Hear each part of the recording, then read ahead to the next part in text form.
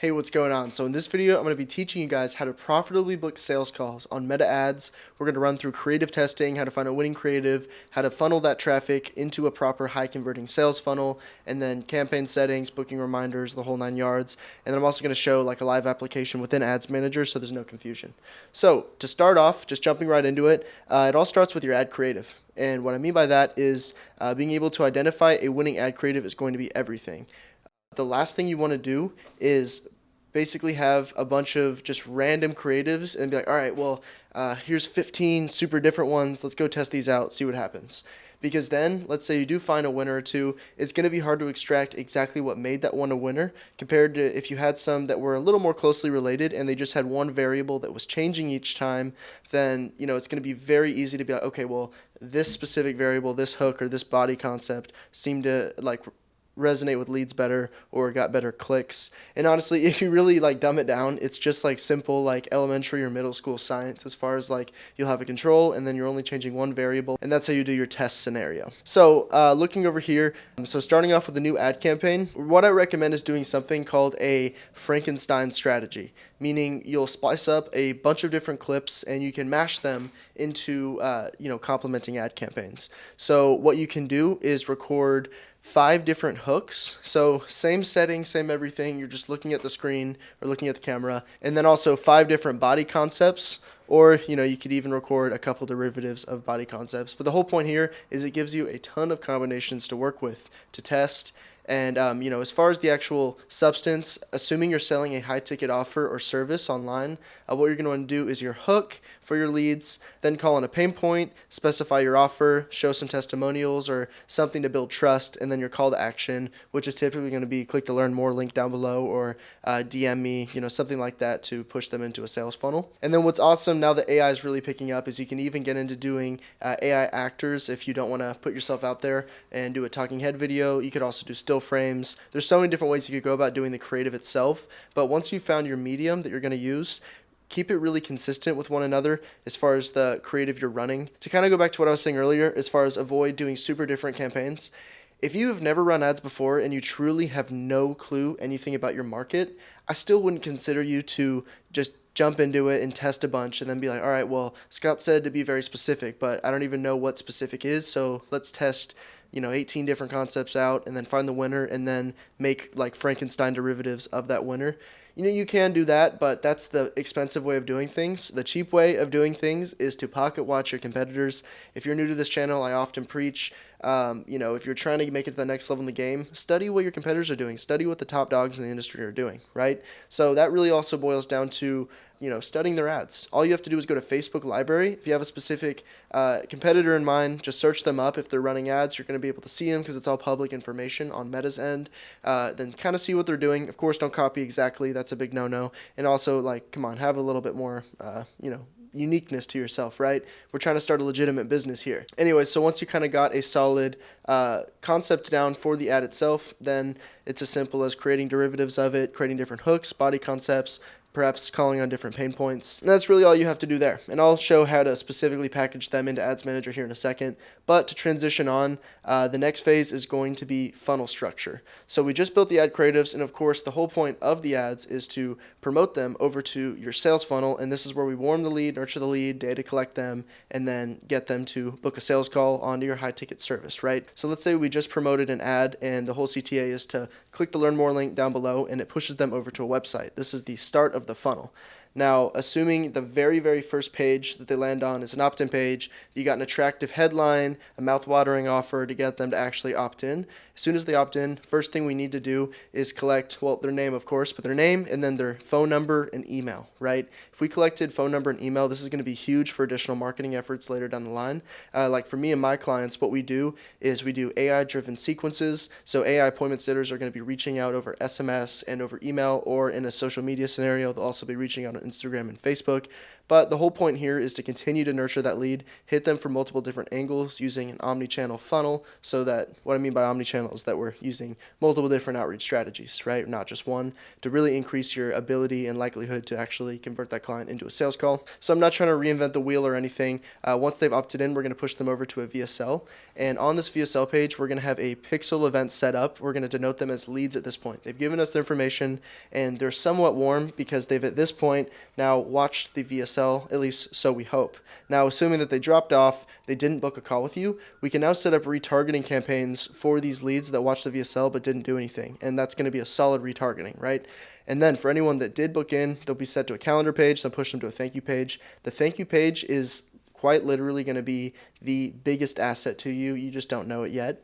So with the thank you page, we set up a metapixel specifically denoted as a schedule event. So any lead that makes it to this thank you page, of course, only got there because they booked in. So what we do then is also denote this back to our metapixel. And for this one, we're specifically telling the metapixel, like, hey, this lead booked in. I want you to go out and look for more people like this. Whenever I run campaigns for my clients, we are always doing optimization for website schedules instead of optimization for like lead form entries or website clicks. That's usually really shitty lead flow. So this way, if we're optimizing for leads that made it to the thank you page and actually booked in, what we do then is tell Meta, hey, this is a lead that booked in. It's going to study all their backend metadata, everything about their interests, and kind of start to develop and cultivate like a strong understanding of your ICP and the lead you're going after. So over time, the whole idea is that it becomes cheaper and cheaper to book sales calls. And using this method, both for me and for my clients at scale, it's led to some crazy good multipliers as far as return on ad spend is concerned. And then, of course, lastly, the AI will also try to book them into a sales call if the normal funnel didn't within itself. Okay, perfect. So now we got a funnel set up, we got ad creatives ready. So as far as the campaign settings are concerned, this is kind of how it's going to look from a bidding standpoint, how much you're going to budget out. So the broad campaign is going to be, what's really funneling in the ice cold traffic. And then from there, you could also have interest specific. It really depends on your market as well. If you don't know your niche very well, then it's good to run a broad one to see and let Meta kind of test the waters for you. Or like, let's say, you only go after like women over 40 or something like oddly specific, then of course you can do an interest specific campaign associated with that as well. And then you don't have to run both of these side by side. If you're already a little more honed in on your ICP and you're a little more seasoned in your service delivery and you know exactly what you're looking for in a lead. But again, if you're broad or if you're more beginner, highly recommend letting Meta take the reins, especially if you don't know how to run ads very well. Meta's probably going to be smarter than you. And then for the more experienced people that understand their offer or are more experienced with Meta ads in general, interest specific is also going to be great. And then the whole point here, why I put 30-30, honestly, if anything, I'd say put a little more on broad if you are going to run to, just to give Meta some more understanding, because it may be able to tap into better lead flow. Interest specific is going to be a way smaller set. Potential population, right? The more specific you get, it's going to shrink the population size of people it's going to target.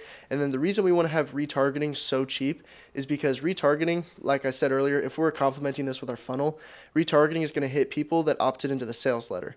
Now, assuming you're spending hundreds of dollars, that's going to be like tens of people that are opting into your funnel. Assuming you're spending thousands of dollars to tens of thousands of dollars, it's still only going to be a sample size of like hundreds of people, maybe like low thousands as far as leads that actually watch your VSL. So we can get away with doing a cheaper daily budget for retargeting, just because otherwise it's going to be a waste of money. Because once Meta has already gone through the whole list of potential leads that got triggered from the funnel that watched the VSL but didn't book in yet, it's just going to continue to exhaust them and it's going to lead to creative burnout. So it's easy to leave this on the back burner and then use a lot of your budget allocation to go after, ice cold traffic, but it's more so like tapping into the well of potential leads that you've never interacted with yet. And then of course, this is just kind of reshow the funnel, opt in, and then they're going to do the form collection. This is going to go back and train the pixel. And so again, this is just a feedback loop. So for here, this is going to go tell the lead specifically. Honestly, just so you guys understand, this form pixel is specifically acting to retarget people that, made it in the opt-in. Let's go retarget them. Make sure we try to get them to book in. They do book in, thank you page, and then that'll hit the other pixel as I discussed. Perfect. So now we've got leads booked into your sales funnel using the ad campaign. From there, it's really about increasing your show up rate, especially with ice cold traffic through Meta ads. they still don't like you, know you, trust you enough compared to like a more warm lead, whether that be through pre-existing clients you've had, pre-existing leads that you've conversed with, or through organic content. So we want to make sure to send them booking reminders. And then I even take it a step further for my service delivery for my clients, in which we're also doing AI to be kind of that accountability to make sure they show up to the sales call. So just to kind of explain this, so assuming someone's scheduled, we're going to send a confirmation email. We're going to get them to do a pre-call video, and this is huge for warming.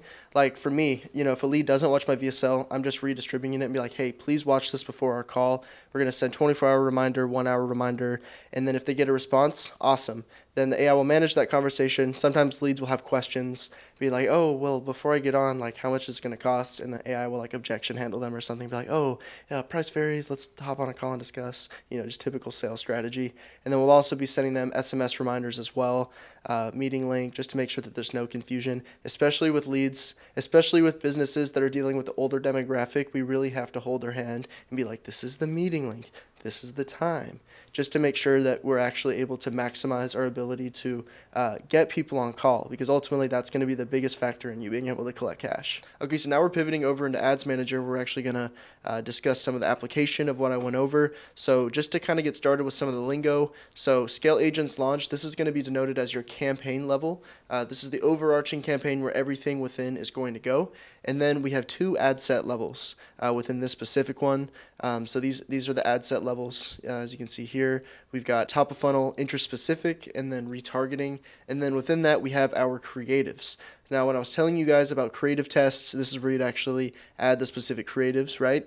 So what I want to note, if you've ever run ads before, you're probably aware spending can be a bit tricky with creatives. Meaning, let's say you have like $1,000 budget and you drop 6 different creatives in here, as you see here. Meta will often spend only on a couple of those, because Meta likes to assume that you have infinite ad spend. If anything, it's beneficial for them, right? It's a bit of taking advantage, but it is what it is, right? We got to play by their rules. So what'll happen is, maybe creative 1 and creative 5 started to spend, and they spent the majority of that $1,000. Well, then it's like, damn, I never got to see how creative 6, 2, 3, 4 were going to actually perform. And so a lot of people will think, okay, well, what I'm going to do instead is I'm going to duplicate my funnel. And so what a lot of people think instead is, okay, I'm going to duplicate my ad sets and have multiple ad sets, and then just imagine these weren't here, but we only have one in between, and imagine 5 of these weren't here and we only have 1, and then they'll build out 6 different unique ad sets to nest one specific creative within. Now, I'm going to tell you why that's kind of unbeneficial in the long run, especially if you're on a budget. So I deleted it because we don't need it. So the benefit of running creatives within one ad set, despite the spending limitation, is because this allows this specific ad set to learn a lot faster. Hear me out. So when you have 6 different ad sets, essentially all the ad sets are subject to going their own ways. Even how we're doing retargeting in a segmented ad set, it's because this is going to go a different way. So when you have 6 different top of funnels, essentially you're going to be spending, let's say you have a $600 budget, you're going to be spending $100 a month for 6 different ad sets to go completely different ways. Now, if you think about it from an optimization standpoint now, because these all went in different directions, your optimization and learning process is a lot slower compared to if you spent $600 but just on one ad set. You now have 6 times as much data for that specific ad set based on how much spend you put in it, right? So when you're creative testing, it's better to have one ad set for that ad set to learn at the best of its ability, and you maximize the amount of money you're putting in. Even with the example I showed, you had a broad ad set, and you can have an interest-specific ad set if you're a little more seasoned and you understand how you're doing things, you understand your target market. Like I only do interest-specific because I already know what I'm looking for. I've run ads for some time now, so I understand what I'm doing. So in this instance, this ad set is spending $30, and then retargeting is set to like $8. And again, like this is a very simple funnel. Usually when I am scaling, so after the first like $600,000, I'll bump it up, assuming it's converting well, $50, $60 on this one. Then retargeting maybe an extra $2. Again, retargeting can stay very low. Otherwise, you're gonna have creative exhaustion. And even as far as retargeting creatives, there's really no need to have a whole slew of them. You can just have a couple, and you'll be fine because it's low budget spend anyway. So you want to make sure that these 2 creatives are getting optimal spend. So now that you understand the importance of running in specific segmented ad accounts, you're probably wondering, Scott, all right, well, how do I get around the issue with, ad set 1 with creative 1 and creative 5 getting all the spend, and these other ones are getting an unfair getting unfair treatment as far as spend goes. So you can either flip them off manually. However, this is an automations YouTube channel, as you know. So what we're going to be doing is setting up an automation to automatically kill the creative after it's spent a specific threshold. And the reason you do this is because we're creative testing at the end of the day. This is the preface before you scale this to the moon. So I've got 6 creatives loaded up here that I'm looking to test and essentially do a dogfight against one another, and I'm going to select maybe 1 or 2 winners, right? So what I've done and what I'm going to show you guys how to do is set up an automation to automatically kill each creative once it's spent $100. Now, after it's spent $100 within each creative, we're able to have a clear understanding of which ad set was the winner, and it's based off the fact that every ad creative got equal spend, so no ad had an unfair advantage to the last. Okay, so as you can see here, this is from a previous creative test I was doing before I pivoted my offer, but what I want to note is the fact that, as you can see, $100, sometimes it goes a little over, but the automation, it's set up with a rule. So what you would do, so highlight any specific creative you want to be subject to the rule, then you're going to want to click More, and then click Create New Rule. Within Create New Rule, just click Next here, and then we'll do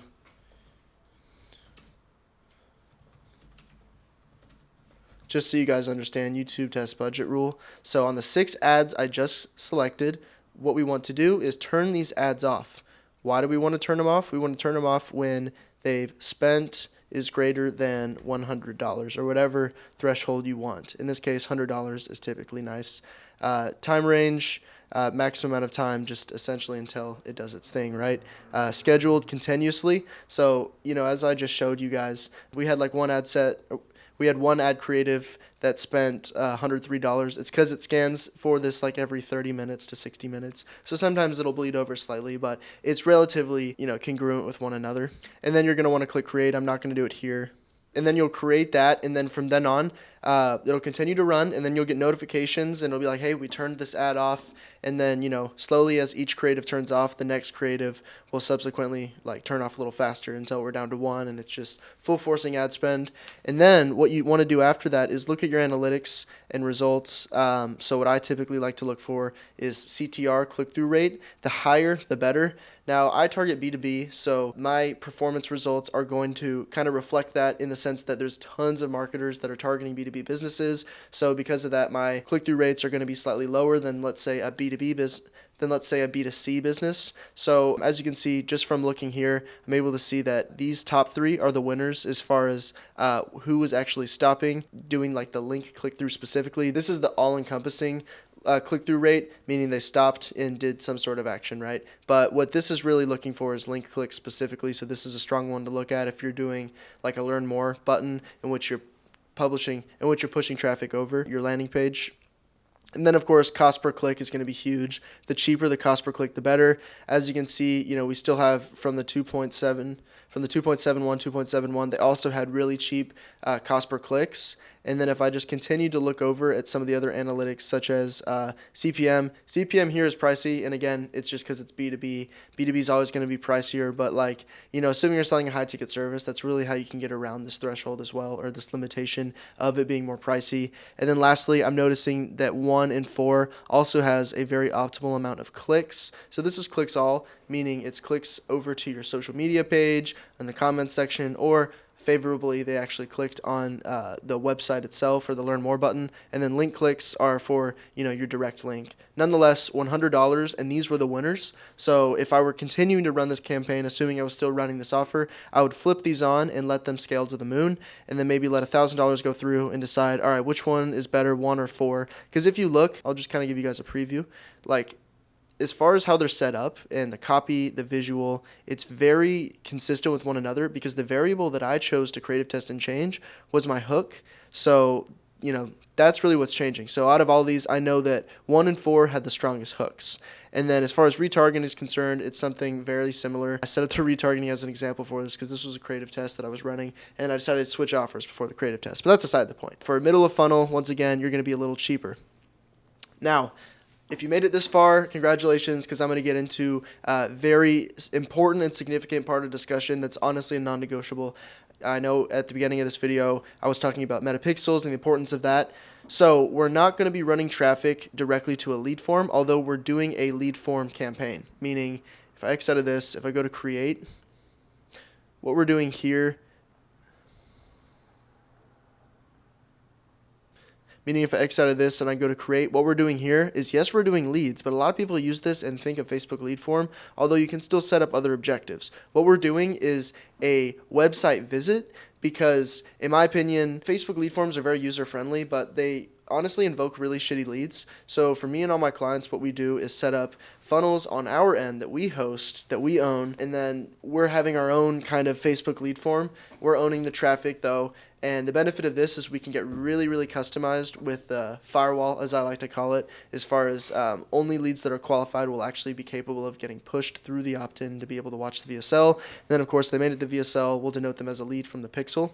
So for top of funnel, what we're doing is a website visit specifically, and then our pixel and our conversions API data set is going for schedules. So the goal here is to get schedules, meaning we got a booked call with a qualified lead that is, likely going to come and hopefully be sold onto your offer, right? So that's the thank you page, as I described earlier, if you remember from my visuals. If they made it to the thank you page, they're a schedule. This top of funnel is optimizing for those type of people. It's going to look for more people like them. Whereas the retargeting campaign, what we're doing is we're going after and retargeting our leads. And then another great thing you can do as well is set up like a lookalike audience. Like within here, I've got my lookalike audience set up.